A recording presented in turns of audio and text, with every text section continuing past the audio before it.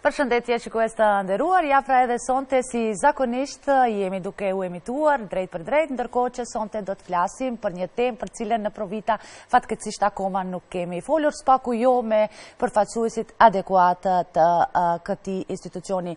Sonte do të flasim për ambasadën e parë për fëmijë në Maqedoni, me themeluesi dhe drejtorin e kësaj organizate jo qeveritare, zotin Dragi Zmijanac, dhe njerit përfaqësuesen ose projekt koordinatorën e projekteve në kuadër të Mexhashit, Jetmira Maliqi. Pra, mysafir të nderuar, Dragi, mirë se erdhët në Provita, dobro ni dojdovte. Dobro ni najdov, baš mi je drago i ubavo se čustvam v studijat.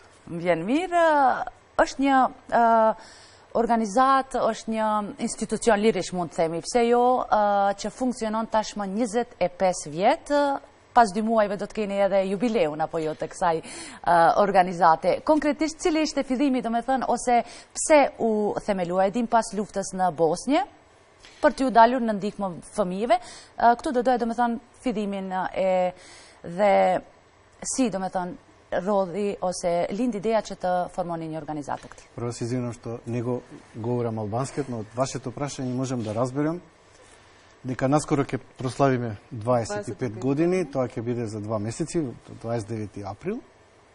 И на тој свечен јубилеј секако ќе бидете поканети да го одбележиме заеднички тој голем за нас успех, да успееме во Република Македонија да обезбедиме 25 години во непрекината борба за заштита на правата на децата и градење на културата за мирот. А во однос на нашите почетоци, кога се распаѓаше Југославија и кога се војуваше на овие балкански простори, нашите почетоци беа граѓанска иницијатива на мала група на граѓани. Po, Jetmira, fillimisht do të falemndroj, e di se nuk e ke rolin e përkthyesit në këtë, por duke dashur të na ndihmoni që të realizojmë këtë emision, do na ndihmoni që shkurtimisht spaku ta përktheni. Do më thonë, fillimisht si iniciativë, do më thonë për fillimet e organizatës, ishin si iniciative të qytetarëve, që të formohet një ambasadë botërore e fëmijëve, ku do të trajtohen të drejtat dhe liritë e fëmijëve. Po, rregull. Стигна драматичен апел од Сараево да се помогне на децата погодени од војната во Босна и Херцеговина. Do më thonë fillimisht arriti një apel urgjent nga Sarajeva, ku duheshte urgjentisht që ndihmojmë fëmijëve të cilët kishin nevojë për ndihmën tonë në atë kohë. Иницијатива на мојата колешка и сопруга Гордана Пирковска-Збијанац беше упорна токму во македонската телевизија да дојде.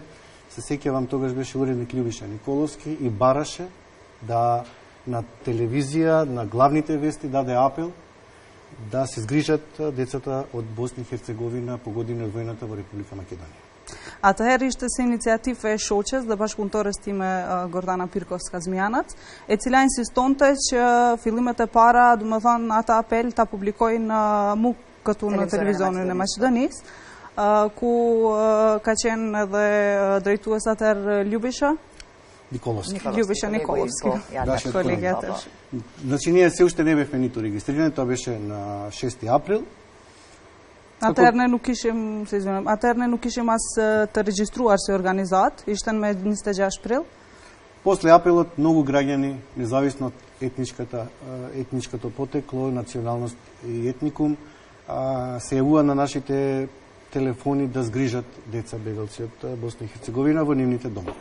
Pas këtij apeli, pa marrë parasysh domethënë etnikumet të cilët ju përkisnin qytetarët, të gjithë reaguan dhe ishin aktiv dhe të interesuar që t'ju ndihmojnë këtyre fëmijëve, respektivisht për strehimin e këtyre fëmijëve. Тоа беше вистинска солидарност и хуманост на дело, и можам да кажам една голема благодарност за сите граѓани кои во тие тешки моменти им помогнавме на децата погодени од војна од Босна и Херцеговина. Тие беа тука се до 1997 година. Mund t'ju falenderohem të gjithëve që treguan atë solidaritet në atë kohë dhe ju ndihmuan fëmijëve të cilët i strehuam dhe ishin këtu deri në vitin 1997.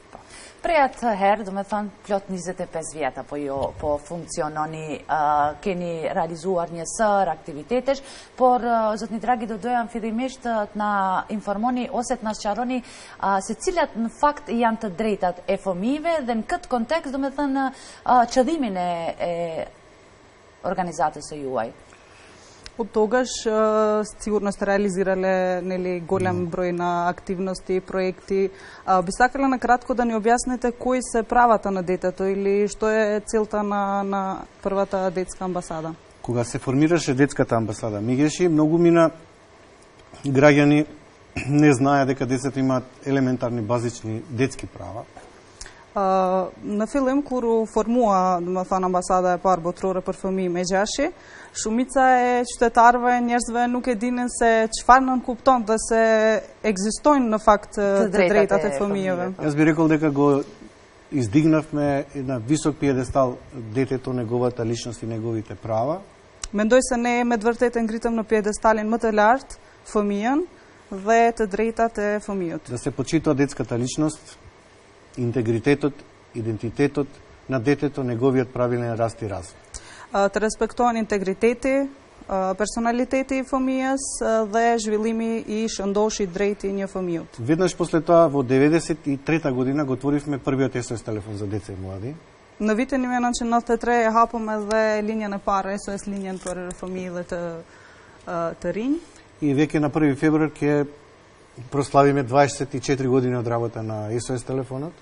Dhe me 21 prill do të festojmë 24 vjetorin e ekzistimit të SOS linjës telefonike. Она што е куриозитет би рекол, првата детска амбасада во светот Мегеши постои колку што постои Република Македонија. Значи паралелно со формирањето на Република Македонија како независна држава, се формира и првата детска амбасада во светот Мегеши, која е предпознатлива не само во Македонија, туку и низ цел свет. Dua të theksoj kuriozitet se ambasada e parë botërore për fëmijë Megjashi ekziston që nga ekzistimi i shtetit, domethënë i Republikës së Maqedonisë, dhe dua të them se Megjashi është i njohur jo vetëm në Maqedoni, por edhe në nivel botëror. Пред да одиме подетално во проектните активности, сакам две работи да нагласам. Прво, дека по истражувањето на Институтот за социолошко-политички правни истражувања, детската амбасада Мегеши 5 години наназад е прва по доверба кај граѓаните во целиот граѓански сектор. Така. Do të thonë para se të hymë më thellë në aktivitetet dhe projektet në kuadër të ambasadës së parë botërore për fëmijë Megjashi, dua të cek se 5 vite me radhë, do të thonë sipas ulumtimeve që janë bërë nga Instituti Институт за социолошко-политички правни истражувања. Do të thonë nga hulumtimet sociale politike, nga Instituti për hulumtime sociale politike, 5 vite me radhë kemi besueshmëri, po. Имаме развиена мрежа, членство во многу меѓународни организации. Do të thonë kemi zhvilluar antarësim në shumë rrjete ndërkombëtare internacionale. И по она што сме предпознатливи единствени во граѓански сектор, имаме собствен дипломатски кор, еден символичен дипломатски пасош, луѓе кои во светот не представуваат, застапуваат и се залагаат за оваа благородна светска идеја. Така. Kemi kor diplomatik, pasaport diplomatike, kjo edhe na bën më të dalluar nga të tjerët dhe është gjë me të cilën krenohemi. Zoti dragi, kemi gjitha, do me thënë, keni edhe një periudhë mbi 2 dekada, apo jo 2 dekada e gjysëm të funksionimit, do të thotë keni sër aktivitetesh. A kemi shkelje të drejta së fëmijës në Maqedoni? Që pastaj na informoni edhe cilat janë fakt të drejtat e fëmijëve, që pastaj besoj se ndoshta për të gjithë ata që nuk e dinë, ndoshta do të mësojnë. Dhe shpresoj se edhe fëmijët do na ndjekin dhe do i mësojnë të drejtat e drejta, po. Значи веќе долго време постоиме, веќе скоро 2 декади. Дали има подобрување? Не подобрување, туку шкелje на të drejtave, дали има пригазување на правата на детето и како би можеле да ги препознаеме докаде сме ние како општество? Одлично прашање. За жал, Македонија не е исклучок од многу држави на Балканот, Западен Балкан, со деца кои се исклучени од образованието. Fatkeqësisht, do të thonë, si shumica e shteteve ballkanike, nuk jemi edhe ne në atë grup të shteteve ku një numër i caktuar i fëmijëve nuk janë të kyçur në procesin arsimor. И деца кои немаат извод од матична книга на родените, така наречени фантом деца. Dhe fëmijë të cilët janë të ashtu quajtur fantom fëmijë, të cilët nuk kanë as certifikat të lindjes. Ko është faji, zoti dragi, këto? Ko je kriv za ova? Ili za ova состојба? Дали е тоа институциите, дали Два министри до граѓаните или сега како? дале изјава дека само 5% децата на основношколска возраст се исклучени од образование. Ние направивме математичка пресметка и испадна дека тоа се околу 18.500 деца кои не се вклучени во редовниот задолжителен основно образовен процес. Така. Do më thonë, deri tash dy nga ministrat kanë thënë se vetëm 5% të fëmijëve nuk janë të kyçur në procesin arsimor, megjithatë nga hulumtimet e tona dhe nga analizat që i kemi bërë, nga vlerësimet e tona, kemi ardhur deri në përfundim se 18.000 fëmijë nuk janë të kyçur në procesin arsimor. Критикуваме со право дека има во Македонија околу 2000 деца без извод од матична книга на родените. Тие се најчесто жртви на трговија со деца, детски органи, проституција, порнографија и така натаму, и дека државата не смее да дозволи да има толкава бројка неевидентирана, да децата не само што не може да остварат елементарни детски права, туку е тоа најголема дискриминација. Не постојат на планетата Земја, односно не постојат ни во Република Македонија. Me të drejtë kritikojmë se ekzistojnë rreth 2000 fëmijë të cilët nuk kanë certifikat të lindjes. Zakonisht ato fëmijë janë pjesë e trafikimit me fëmijë, pjesë e trafikimit me organe, prostitucionit, pornografisë dhe kështu me radhë, dhe mendojmë se ajo është shkelje drastike të drejtave të fëmijëve dhe nuk ekziston askund në botë një shkelje Бевме критични кон сите држави во светот. Ishim kritik ndaj të gjitha shteteve në botë. Кажавме дека не е дозволиво на имигрантската рута да исчезнат 10.000 деца, мигранти, бегалци од погодени од војната.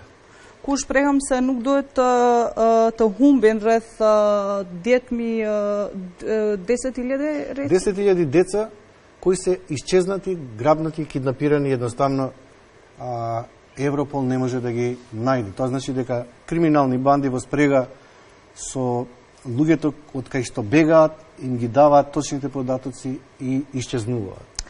Така. Do më thonë gjatë rrutës, gjatë krizës me refugjatët, rreth 10.000 fëmijë janë humbur, janë zhdukur dhe nuk dihet për fatin e tyre. Dragi, këto janë informacione mjaft alarmante, definitivisht. Mendova se do të nisim, do me thënë, me tema pak më të lehta dhe më të kafshme, po ja që tek problemi kryesor duket se u përqendruam. Si mund t'i parandalojmë këto? Мисля дека ќе почнеме со некои теми така може би по-лесни за почеток, но ете самиот разговор не одведе во проблемите кои што се соочуваме. Има и полесни теми.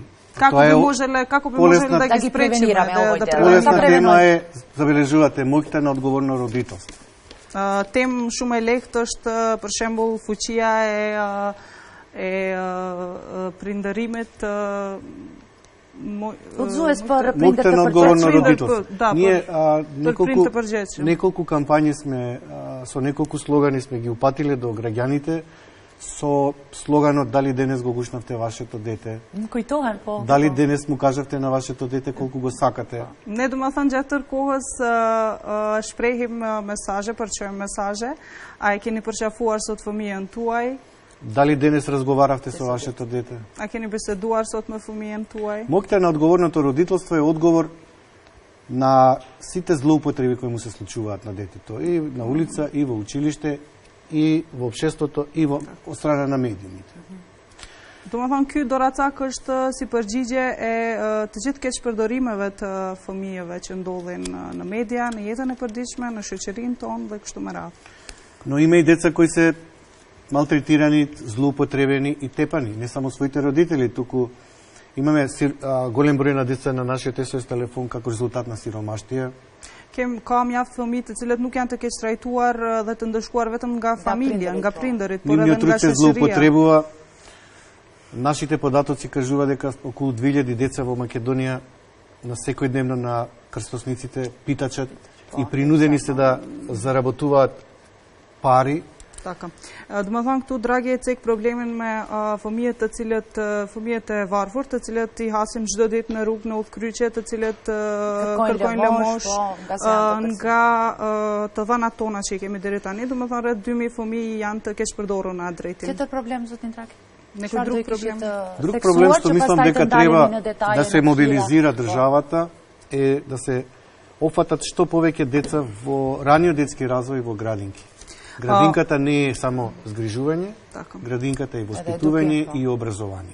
Mendoj se duhet, domethënë, të kyçen fëmijët që nga mosha më e re në procesin edukativ, respektivisht prej në qerdhe, meqense qerdhet nuk janë vetëm institucione për t'i ruajtur, për t'i mbrojtur fëmijët, por janë edhe për edukimin e fëmijëve. Иако цената на чинење за овие услуги символична, би рекол 1490 денари, многу се случува голема дискриминација да најмногу на кои им треба градинката всушност не се вклучени во градинката и не ги користат услугите на градинката.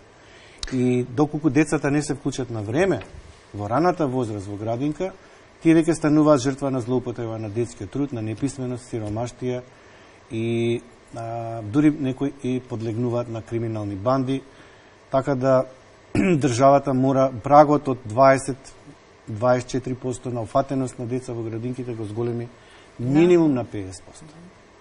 Mendoj se edhe pse është çmimi simbolik, 1490 denar, mendoj se nuk janë të kyçur, nuk janë të inkuadruar shumica e fëmijëve të cilët më së shumti kanë nevojë të jenë të kyçura në përqerdhe. Dhe mendoj se shteti duhet atë 20% që janë pjesë e qerdhave, duhet ta zmadhojë në 50%, duke, domethënë, fëmijët duke i kyçur sa më herët në procesin edukativ arsimor. Atë ka të bëjë kjo ndoshta, zoti Draghi, me çështjet ose ku jetojnë, nëse rajonet e ndara apo vendet e caktuara, apo si do i kishit sqaruar këtë çështje, domethënë? Во што мислите дека е проблемот? Дали се работи за тоа што се поделени по региони или од што се состои поделбата на зошто некои деца им се дава тоа право да бидат? Значи имаме неколку проблеми. Прво, поголем офат на деца има во руралните средини. Второ, уфатеноста на децата немаме просторни капацитети. Имаме голем број на деца во една паралелка над дозволената и не се офатени децата во посиромашните краишта, но во субстандардните услови во селата со организиран превоз за да може децата да се вклучат на време во градинка за да им биде достапен првиот чекор кон основното училиште. Ние како само што да кажем како детска амбасада се залагаме државата да го отвори буџетот и да ги вклучи ранливите категории на деца кои се сиромашни и кои не можат нивните родители да платат, да ги партиципираат овие трошоци и да биде задолжително воспитно-образовниот процес за децата во градинка уште од трета година. Тоа ќе биде клуч на успех против злоупотреба на детски труд, сиромаштија и неписменост. Ja një propozim shumë të mirë, domethënë Draghi jep si propozim që në fakt ambasada e parë botërore për fëmijë jep si propozim që shteti të hap buxhetin dhe të financojë kategoritë marginalizuara që të mund faktikisht t'ju ofrohet edhe atynve që të mund të shkojnë fëmijët e tyre në qerdhe dhe që të kyçen në procesin edukativ arsimor që prej moshës 3 vjeçare. Dhe si një nga problemet mendon se është, domethënë, më shumë paraqit në rajonet rurale, ku nuk është, po, më të varfura, meqense atje nuk është, domethënë, nuk është gjetur mënyrë për transport, ndoshta një nga arsyet. И она што бевме многу гласни, во последниот период и благодарност до пратениците во собранието кога не послушаат 2014 да ги зголемат санкциите и казните за сексуалните насилници. Значи, се зголемија казните од 15 години, се воведе можност за медикаментна терапија, така наречена хемиска кастрација и дури доживотна казна затвор, ако тоа е сторено на посебно брутален начин. Сметам дека Република Македонија на ова поле одговори на нашите барања и на тој начин се вклучи во поголема заштита и превенција на децата од сексуална злоупотреба, родоскрнавање и инцест. Mendoj dhe jam falenderues për zërin që e ngritëm, për përgjigjen ndaj zërit që e ngritëm në vitin 2014, na dëgjuan, deputetët tanë dhe bënën ndryshime në ligj ku ishin të izmadhuan sanksione ndaj pedofilëve, të cilët sanksioni ishte izmadhuar në 15 vjet burg, në terapi medikamente dhe madje edhe për burg të përjetshëm për atë nëse ka qenë dhunime brutal dhe jam mjaft falenderues për këtë përgjigje. И пред да говориме за мировното образование, проектин е Јетмира. Само сакам да ви кажам дека состојбата будно ја следиме и за сите случувања во Република Македонија го известуваме Комитетот за правата на детето при Обединетите нации во Женева. Од таму стигаат конкретни препораки за Република Македонија и таа е задолжена да ги исполни очекувањата и препораките од комитетот и ние вршиме цело време наблюдување на спроведување на препораките и реагираме многу остро и бурно со поддршка на медиумите. Им благодарам на сите медиуми, затоа што да не беа тие, можеби немаше ни да го подигнеме на пиедесталот на високо ниво заштитата на правата на децата во Република Македонија. Duhet të falenderojmë, mediave të cilat na përkrahin se ne gjithmonë e ngrejmë zërin kur hasim në shkeljet të drejtave të fëmijës dhe mendoj se me përkrahjen e mediave kemi arritur që ta ngrejmë në pediestalin më të lartë personalitetin e fëmijës dhe me të gjitha aktivitetet ose gjatë tërë kohës i ndjekim të gjitha aktivitetet dhe ngjarjet që ndodhin në shoqëri dhe i përgjigjemi Komitetit për të drejtat e fëmijëve në Gjenevë, pranë Kombeve të Bashkuara. Dhe mendoj se me ndihmën mos kishte qenë ndihma e mediave, ndoshta nuk do të kishim mundur të jemi kaq të zëshëm për kur bëhet fjalë shkelja e të drejtave të fëmijëve. Zoti Zmijanac, do me thënë 0-18 vjeç, 0-18 години, e di se kemi të bëjmë, do me thënë, me fëmija, po? Да, според Конвенцијата за правата на детето ја имате. Е кам деша да по та шплетојм. Деца се до 18 години. И државата има обврска, дури Конвенцијата како акт е многу посилен од било кој закон. Овој меѓународен инструмент, така наречен Конвенција за правата на детето. Ние секогаш кога реагираме по основ на Конвенцијата, по основ на факултативните протоколи, по основ на Конвенцијата за заштита на правата на децата, најлоши форми на злоупотреба на детскиот труд, донесена од Меѓународна организација на трудот 182 и други документи. Сето тоа го преточуваме, ете на почетокот имате еден извештај во сенка, така наречен извештај во сенка, и ја држиме под силен мониторинг и притисок државата и низините институции, како што кажав, со помош на граѓаните, кои те препознаваат, ни даруваат во нашите касички, ни купуваат честитки, медиумите постојано не следат, имаме јака развиена социјална мрежа, би рекол собствен социјален медиум, каде што секојдневно информираме и сме на терен. Значи, сме на терен, дури на терен сме и од пред 2 дена бевме да ги посетиме децата бездомници во Ранка Милановиќ 25 мај. Работевме со мигрантите во Табановце. Значи, имаме поддршка на иницијатива за родители, одговорно родителство и заедничко и по развод. Даваме цело време поддршка на се што е поврзано со најдобар интерес на детето и по тоа сме предпознатливи, би рекол. Големата поддршка добиваме со макотрпна работа, посебно вложен труд и многу љубов и ентузијазм. Shkurti me Jetmira? Po, do më thanë fëmijët janë prej 0 deri në moshën 18 vjeçare, sipas Konventës për mbrojtjen e të drejtave të fëmijëve. Ne do më thanë, mendojmë se Konventa për të drejtat e fëmijëve, për mbrojtjen e të drejtave të fëmijëve është më e fortë se çdo ligj dhe do më thanë në bazë të asaj ne jemi të dalluar me atë që në çdo kohë reagojmë. Ja edhe tani ishim aktiv, ishim para disa ditëve të ndihmojmë fëmijëve të cilët në këtë kohë të ftoft kanë qenë do më thanë në rrugë.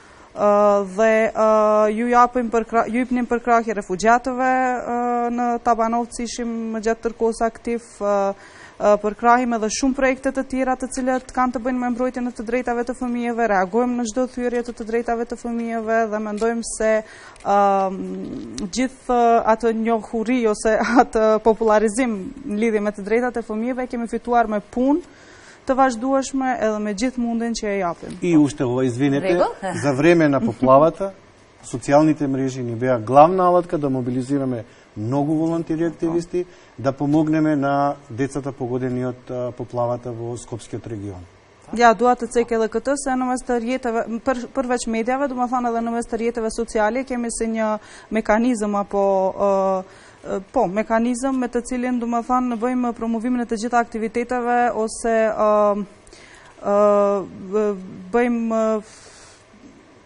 promovimin të gjitha aktiviteteve që i bëjmë ne dhe e ceki për në lidhje me vërshime, du më thanë, që ndodhën. Ndihmën që jeni sensibilizuar. Ndihmën që e ka dhënë. Zotë Dragi, letë pushon, do me thanë, nga përkthyerja, neka se odmah malko od prevodën, pa da vidime ono što ke kažemo vrska s obizini od projekt, tako da tamo da se vratime. Në këtë kontekst, vetëm ti paralemrojmë, do me thënë e gjithë, se linja telefonike mund t'i lëshon dhe mund t'i publikoj në ekranin ton për të pasur mundësi të gjithë ata që ndoshta kanë pyetje për të ftuarit tanë, do me thënë në Provita, ku po flasim për të drejtat e fëmijëve, shkeljen e të drejtave të fëmijëve e kështu me radhë, mund të parashtrojmë pyetje. Projekt menaxhere e projektit arsimi paqësor, çfarë nënkupton ky projekt? Litmira? Do të thonë projekti për arsim. Cili është qëllimi i këtij projekti? Ashtu. Do të thonë projekti për arsim paqësor fillimisht është implementuar në vitin 2011 në bashkëpunim me organizatën gjermane Kurve Ustrov, e cila është një organizatë që organizon trajnime për arsimin paqësor. Dhe ambasada e parë botërore për fëmijë ka një bashkëpunim të gjatë, do të thonë bashkëpunon një kohë të gjatë. Ky qëllimi kryesor i këtij projekti është, do të thonë, që të bëj promovimin e kulturës paqësore dhe nëpërmes të trajnimeve që organizojmë ne si organizat, i trajnojmë profesorët, do të thonë, që kuadrat e profesorëve, që kur të kthehen në shkollat e tyre, do të thonë, të gjejnë mënyra kreative se si të bëjnë promovimin e kulturës paqësore. Çfarë i bie kultura paqësore? Do thotë ajo të mos kenë konflikt me nxënësit, të mos zihen në orë të mësimit ose të mos përdorin forcë dhundaj nxënësve të cilët ndoshta nuk janë aq të urtë ose janë hiperaktiv, s'di edhe veç si do i kishte quajtur zoti Dragi këta fëmijë që janë më temperament dhe kanë të drejtat e tyre, po më vonë do të kthehemi tek pokazon pak se na vratime na. Po, mendojmë, do të thonë, se një numër i vogël i organizatave punon në këtë drejtim, në drejtimin e arsimit paqësor. Kryesisht qëllimi kryesor, do të thonë, i projektit është që në mes të rinjeve të promovoj kulturën paqësore. Që nënkupton, do të thonë, të anashkalohen konfliktet, në fakt të bëhet transformimi i konflikteve dhe t'ju mbjellim në kokat të rinjeve që mundet konfliktet të zgjedhin edhe në mënyrë paqësore, me tolerancë, me mirëkuptim dhe me bashkëpunim. Dhe duhet, do të thonë, të nxisim sa më shumë mendimin kritik, të nxisim që të gjithmonë të përkrahin edhe mendimet e të tjerëve, edhe pse nuk mendoj, edhe nëse nuk pajtohen me mendimin e ndryshëm, ta përkrahin dhe ta respektojnë mendimin e të tjerëve. Si reagojnë profesorët në këto këshilla?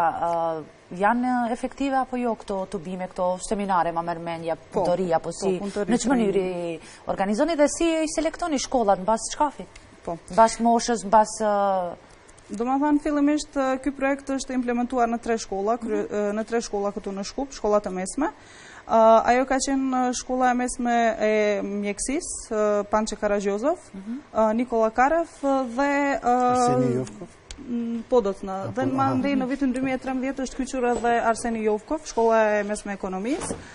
Zeflush Marku, mandej jemi përhapur edhe në qytetet e tjera, në Dibër, do të thonë, është 28 nëntori, në Gostivar është shkolla e mesme e mjekësisë, e ekonomisë, më falni, është gjimnazi përgjithshëm, në Vançëpërke në Vinic, Koqëraci në Veles, e tash më pyetët në bas shkajt. Më thonë, këto 3 shkolla në fillim që janë inkuadruar, është më shumë kemi pasur kujdes që të jenë të inkuadruar, me qenë se ky projekt ka karakter multietnik, multikulturor, jemi munduar që të kyqim sa më shumë nxënës dhe profesor të etniteteve të ndryshme, me qëllim që t'i kuptojnë ndryshueshmërit, barazit dhe të shohin se muna ato ndryshueshmëri neve na afrojnë dhe në bëjnë më të fortë.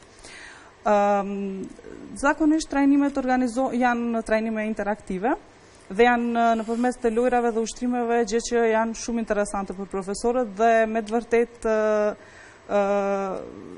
shumë stimulohen dhe motivohen atë trajnime që më pastaj të diseminojnë ato njohuri edhe në shkollat e tyre. Për shembull, përveç me profesorët që organizohen trajnimet bazike, organizohen edhe trajnime më të thelluara për ato profesorë të cilët janë të involvuar më shumë në projekt. Gjithashtu trajnime organizohen edhe për target grupe të tjera, si për shembull mund ta cek këtë trajnimin e fundit që ishte tani në Berov, ishte një sfidë e re për neve.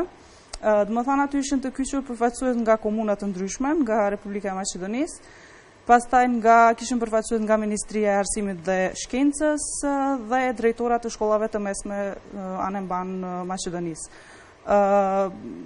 Gjë që mendoj se më vonë do të flet më shumë Dragi, këtu është domethënë bëhet fjalë për lobimin që duam ta bëjmë në Ministrinë e Arsimit dhe Shkencës, që nëpërmes të këtij bashkëpunimi ne synojmë të inkuadrojmë arsimin paqësor në sistemin edukativ arsimor, siç thash, ndoshta më vonë do të don Dragi pak më shumë të shpjegojë. Po, gjithsesi do i japim mundësi zotnit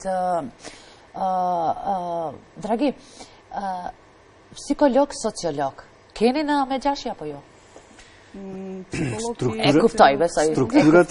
Strukturata një që pokraj organogramot со проектен менеджмент, директор и така натам. И много внимаваме да имаме и експертиза стручна. Значи имаме психолог, педагог, социален работник, имаме етичар. Етичар, да. Имаме правник. Имате и правник. Односно имаме 2 правника. 2 правника имаме. Едниот е за меѓународно право. Да. Катерина, која ни е програмски менеджер, е правник. Значи, таа структура е многу важна за да можеме да и од стручен аспект одговориме на проблемите со кои се среќаваат децата. Драги, përveç se ju, do me thënë, raportoni, hulumtoni, gjurmoni edhe i alarmoni institucionet për shkeljen e të drejtave të fëmijëve, në fakt a i jepni ndihmë të drejtë për drejtë, azëm për shembull nëse veç në SOS telefonin paraqitet një rast urgjent ose ta zëm ndonjë dhunë pa marrë parasysh fatkeqësisht tani ndodhin edhe ato seksuale kështu me radhë, do me thënë, i jepni edhe përkrahje nga ana e psikologut, sociologut apo?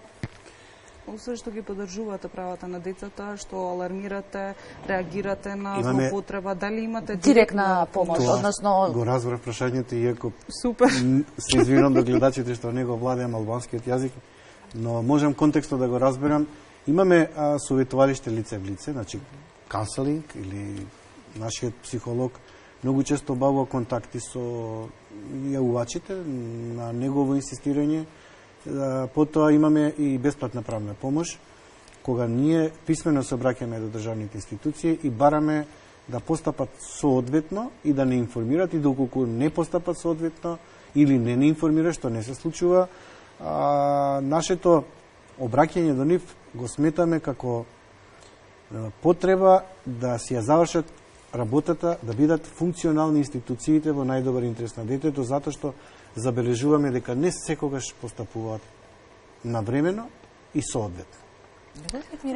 Дума thënë, kemi ofrojmë edhe ndihmë juridike të falas, me që me anë të cilës reagojmë dhe dume thënë bjem në kontakt me institucione shtetërore, ku mundohemi që të marrim ndihmën e duhur, ndihmën që e kërkojnë qytetarët në rastet të caktuara, dhe reagojmë nëse nuk kemi përgjigje nga jo anë.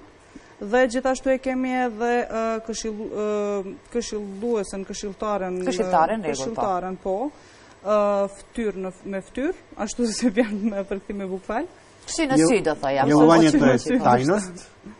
Значи, би ги операторот и јавувачот и дојавувачот.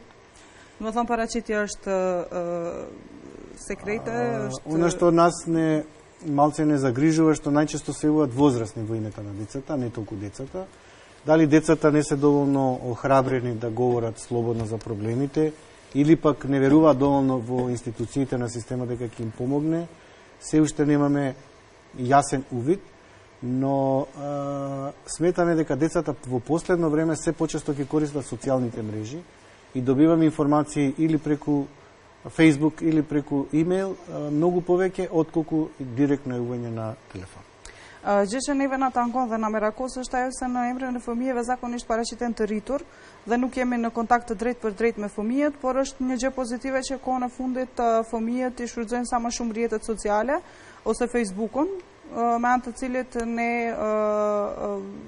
hym ose qasemi direkt në problemin e një fëmije të caktuar ose një problem të caktuar. Do сега си имат јавено над 20.000 деца? Po, këtu desha ndërhyjmë, mbi 20.000 thirrje, 19.700 biseda e kështu me radhë dhe fëmijë, domethënë moshës më të re, 3.116 të rritur e kështu me radhë, por më intereson jo vetëm statistika, nga se përshofim se ka rezultat, domethënë SOS telefoni, por zoti Dragi do doja domethënë na sqaroni për cilat probleme më së shumti domethënë kërkojnë ndihmë tek ju, por shkeljen e të drejtave në cilën fushë? Ги видов статистиките, бројките, би сакала да ми кажете за што повеќе се јавуваат? За злоупотреба на правата на... Од година на година се менува. Она што загрижува во последниве неколку години, на прво место ни доаѓа сиромаштијата, на второ место, за жал, се повеќе деца по години од бракоразводна постапка на нивните родители. Родителите не можат да сватат дека со разводот не значи престанување на родителството. Многу често децата ги злоупотребуваат и ги малтретираат во пројавување на посесивен однос кон детето, не дозволувајќи му на вториот брачен поранешен другар или родител да има еднакво количество на видување грижа и децата се наоѓаат во една многу непријатна ситуација да родителите кои не се разумни, не договорно се разведуваат и понатаму водат грижа подеднакво за детето, многу често се пресметуваат на сметка на детето. Po, shkurti më shtet mira. Domethënë nga viti në vit ndryshon. Në vend të parë janë paraqitur domethënë nga varfëria, pastaj si pasojë të divorcit, fëmijët të cilët nuk e din prindërit të cilët divorcohen domethënë atë krizën pas divorcit dhe atë që fëmijët zakonisht janë ato të cilët pësojnë. Në raste ku nuk I mundsohet, domethënë partnerit tjetër që nga ana e partnerit tjetër që ti vizitojë, ti takoj fëmijët dhe të kujdeset si prindi fëmijëve. Па потоа доаѓа злоупотреба на детскиот труд и четвртата е образованието и проблемите со образованието кои го имаат децата и тие што се исклучени и тие кои се во редовниот задолжително образовен процес. Секако ние многу често говориме и за квалитетно образование на кое треба да посвети државата и на неопходното вклучување на сите деца во образовниот процес како главен одговор, како што кажав, на неписмено сиромаштво и злоупотреба. Без вклучување на сите деца во образование, понатаму ќе имаме експлоатација и злоупотреба на децата. Shkurtiet mirat lutem. Pastaj domethënë radhitet keq përdorimi I mundit të fëmijës, mandej siç e cekëm domethënë mos kyçja e fëmijëve në procesin arsimor, problemet që I kanë fëmijët e kyçur në procesin arsimor dhe mendoj se edhe më tutje do të jetë problem I madh keq përdorimi I fëmijëve nëse ato vazhdojnë edhe më tutje mos të kyçen në proceset edukative arsimore. Vetëm ti përkujtojmë shikuesit se linjat telefonike janë të hapura dhe se po bisedojmë për të drejtat e fëmijëve, për zgjidhjen e problemeve këtu kemi të bëjmë me shumë të drejta, qoftë për arsim, qoftë për problemet dhuna në familje, dhuna seksuale, pedofilia, interneti, keq përdorimi I internetit e kështu me radhë. Pra shikues të nderuar, shfrytëzojeni rastin nga që kemi këtu drejtorin e Mexhashit, që do të thotë se radhë herë mund ta kemi në studio drejt për për drejt se kanë angazhime të tepërta, pra shfrytëzoni rastin dhe pyetni gjithçka që ju intereson juve për të drejtat e fëmijëve, po tek e fundit edhe për problemet e juaja që kanë fëmijët e juaj në shkollë, mësuesi ka të drejtë apo fëmia. Zotni Dragi, ishte kjo një kontakt me shikuesit, një atyrje po. Po, në rregull, desha unë t'ju pyes diçka. Çka me fëmijët me nevoja të veçanta? Со посебни потреби децата. А и трајтони këtë тема? Се согласувам дека е неопходно да се работи. Ние имаме многу реакции направено кога не постапува државата соодветно како што беше случај со Тамара. Веднаш после тоа формиравме група за заштита на децата со здравствени проблеми. Дојдоа повеќе граѓански организации и родители кои имаат проблеми со остварување на здравствени услуги. Ја активиравме групата, имавме неколку средби со нив, но забележавме дека родителите не можат се уште да се справат доволно со структурното насилство, со правниот лавирин, каде што мораат за елементарни здравствени проблеми да постојано апелираат и да бараат подршка од граѓаните и граѓанските организации, што мислам дека не е во ред ненавремена реакција на државата во помош на децата за итни операции, како што беше случај со Тамара, значи и трајни последици, односно смрт. Трајни последици за детето може да настанат и тогаш кога не се детектира на време одредена состојба, а за тоа не сите родители имаат финансиски капацитети да користат услуги од приватно лекување. И мислам дека државата мора да и даде приоритет на здравствените услуги на децата. Во мој термин и во било кој термин, децата мора да бидат први на листата во користење на било какви услуги од здравствените работници во Република Македонија. По патjetër ne trajtojmë domethënë edhe atë temë dhe fëmijët me nevojat e posaçme, do ta marr si shembull dhe të tregoj për rastin Tamara, ku aktivizuam një grup të prindërve të cilët i shprehnin problemet e tyre për prindër të cilët kanë fëmijë me probleme të ndryshme shëndetësore dhe për fat të keq arritëm vetëm deri tek përgjigjet në lidhje me lavirintat juridik të cilët ato i pengojnë për të arritur deri tek ndihma ose reagimi adekuat për fëmijët që gjenden në situata të tilla ose për raste të tilla si rasti i Tamarës. Më vjen keq për mos reagimin e shtetit dhe mendoj se ose për reagimin e vonshëm të shtetit në lidhje me rastin që cekim më herët, domethënë mendojmë se në rastet kur bëhet fjalë për fëmijë, gjithmonë duhet edhe në terminin tim, moj termin, t'ju jepet përparësi dhe t'ju ndihmohet. И оно што треба државата брзо да стори е да ни дозволи да го хармонизираме нашиот СОС телефон 0800 122 22 со европскиот број за деца 116 000 и 116 111 и за грабнати киднапирани деца и за заштита на правата на децата, значи децата да можат да се јавуваат од сите мобилни и фиксни оператори во Република Македонија. До сега ја има таа можност да користат само од фиксен оператор, што не е доволно, затоа што децата денес имаат можности да користат мобилен телефон и не можат да ја добијат оваа бесплатна услуга. Тоа е еден мој апел до овие структури кои ги имаат тие можности да ги сервисираат овие два броја, а ние ќе ги ставиме сите наши расположиви капацитети да бидеме максимално во функција на одбрана и заштита на правата на децата во Република Македонија. Ditmira, shumë shkurt nga se ma mërmenja që pëthuj se pjesa dërmuese që kujtve e kuptojnë gjuhën, por të hidh minutave, apo jo? Po, merku. Apeli im është domethënë të bëhet të na mundsojnë organet që janë organe shtetërore që të bëjmë harmonizimin e SOS linjës tonë telefonike me atë në nivel botror, që të mundemi edhe përveç telefonave fikse edhe me anë të mobileve, me anë të celulareve, sepse shumica e fëmijëve kanë celular dhe të munden në atë mënyrë të kërkojnë ndihmë ose në raste kur ju keq përdoren të drejtat e tyre të reagojnë. Zotni Dragi, sa në të vërtet fëmijët tanë janë të kërcënuar, nga se ma mërmenja se gjatë gjithë kohës jeni, do me thënë, këtu për fëmijët ju si organizat dhe i ndiqni situatën qoftë nga pedofilët, qoftë nga kidnapimi? nga se e shoh se pikë të dobët nëse nuk gaboj, slaba точка вие овие две точки, ако не грешам. Слаба точка е што имаше неколку деца киднапирани и се уште не им се знае трагата. И затоа апелиравме овој телефон да го ставиме во функција со Европскиот број за заштита на деца од грабнување и киднапирање. И слаба точка ни е тоа што се повеќе децата се жртви на сексуална злоупотреба од возрастните.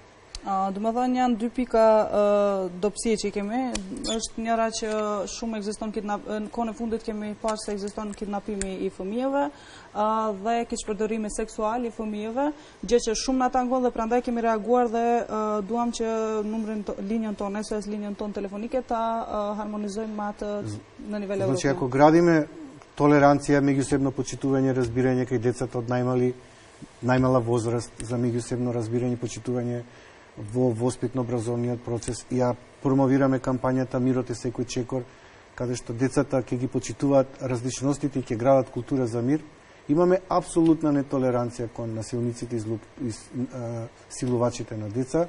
Некоја за жал се случува тоа да се и најблиските и родителите и во таа ситуација децата доживуваат трауми кога треба на главен претрес да сведочи пред судијата што му сторил неговиот татко, вујко, чичко или роднина или пријател во кој детето имало доверба, тој наместо да го штити, да заштити, да го чува, тој го силува и го нападствува. Тоа е недозволиво и мислам дека едно треба да разбереме. Колку што се децата помали, толку помалку можат да лажат за оваа состојба и мора државата да отвори шелтер, прифатилиште за деца жртви на сексуална злоупотреба, затоа што многу често наместо насилникот да се отстрани од домот, децата се враќаат во домот и најблиските родители вршат притисок и децата во такви услови ги менуваат изјавите се со намера да го заштитат насилникот, за да не страда целото семејство и да нема страв за како ќе биде прифатено од околината. Nëse në përmes të kampanjës, du më thonë, pa që është do hapë edhe nëse duam të inkuadrojmë arsimin paqësor në procesin edukativ arsimor dhe të tregojmë tolerancë në të gjitha sferat e shoqërisë, atëherë mendojmë se jemi jo tolerues dhe jo ferm ndoshta ndaj kategorisë të fëmijëve të cilët keq trajtohen, përdhunohen nga më të afërmit dhe kur janë të detyruar, do më thënë, në gjyq të japin deklarata të rreshme se nga më të afërmit e tyre janë keq përdorur dhe mandej ndoshta duhet edhe shteti të reagojë në këtë drejtim. Dhe duhet që ti mbroj ato fëmijë, sepse në shumicën e rasteve fëmijët janë të vegjël dhe nuk din të gënjejnë dhe zakonisht dhunuesi mbetet në shtëpi, ndërsa fëmijët duhet të largohen nga shtëpia ose ta pranojnë atë situatë në mënyrë indirekte ose në mënyrë të heshtur. Сега јас да ве прашам, вие како новинарка дали забележавте пред македонската радио и телевизија имаше еден голем билборд Мирот е секој чекор на сите јазици. Ти се си расист. Како ве потикна? Дефинитивно ја расист, да ме thënë edhe pse zakonisht јас сум таа која прашувам, обично, меѓутоа еве ви одговор, не ја расист, да ме thënë edhe e trajtuam këtë temë, nga se edhe медиуми јон дефинитивно е përkrah këtë çështje. Не случайно, значи ја третираме оваа тема, бидејќи нашиот медиум и ние ве поддржуваме во оваа кампања. Со градење култура за мирот има многу можности децата да се запознаат меѓу себе. Да нема сегрегирани посебни училишта, децата може да се дружат, да се запознаат различни култури, различните обичаи, традиции. Тоа е добра можност да во една мултикултурна држава како што е Македонија децата градат заедничка иднина и заеднички просперитет. Не соживот на живење едни покрај други, туку заеднички вредности и заедничко живење, за да не можат возрастните да ги делат по ниту еден основ.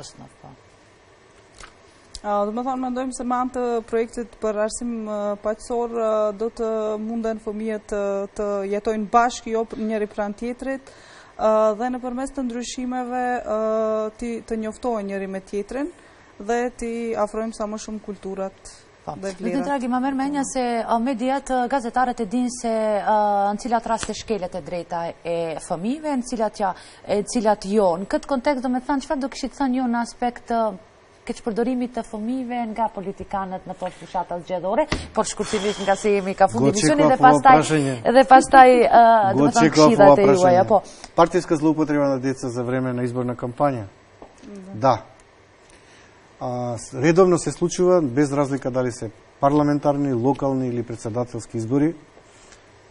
Политичките партии генерално да забораваат дека децата не се фолклор, дека децата не смеат да бидат злоупотребувани, да носат било какви партиски обележја, па да учествуваат на митинзи или пак да лепат плакати или пак да агитираат за нивните лидери.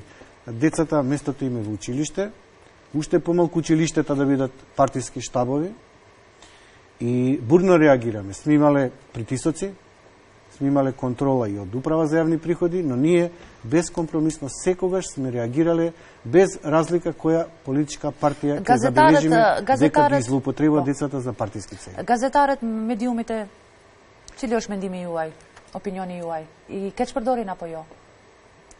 Како ги медиумите и новинарите дали ги злоупотребуваат децата?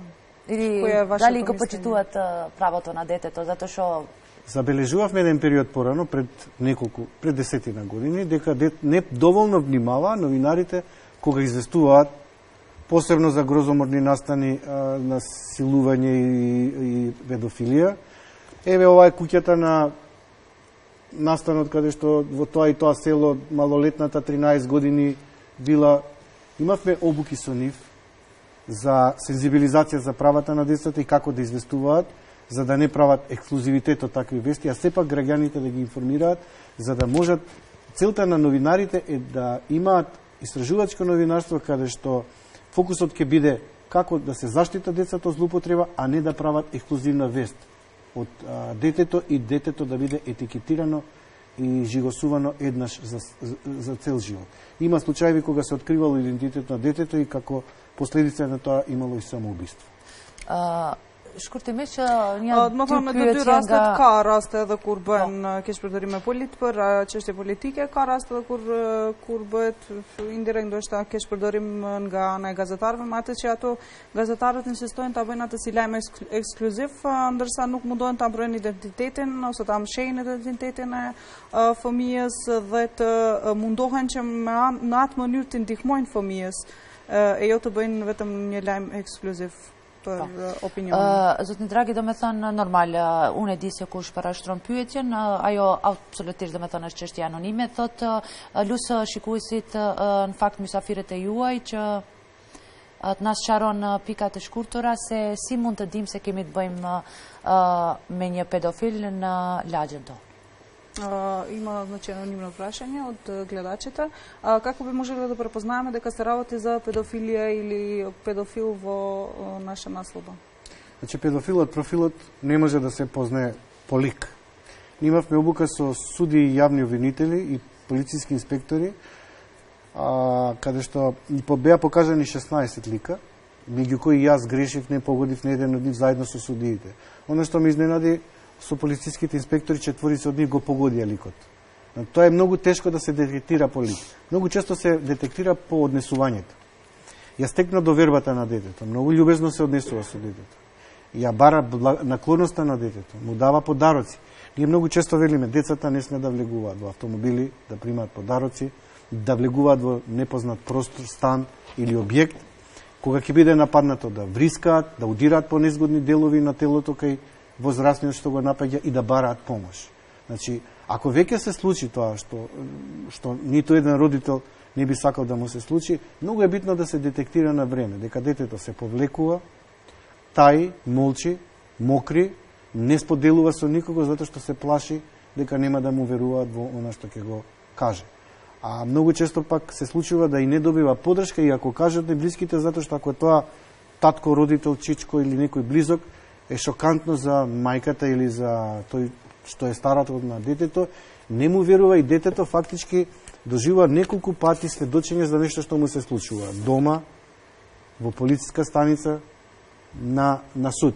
Ние заговараме дека доволно е само едно сведоштво во специјални скрин соби, каде детето преку кукли со цртежи, ќе го каже она што ќе му се случи и судијата никако на главен претрес не смее да дозволи соочување на детето жртва со осомничениот, кој се уште не е докажано дека е виновен, но тој осомничен мора да биде во притвор, не смее да биде на слобода, за да не врши притисок на детето и на целото семејство.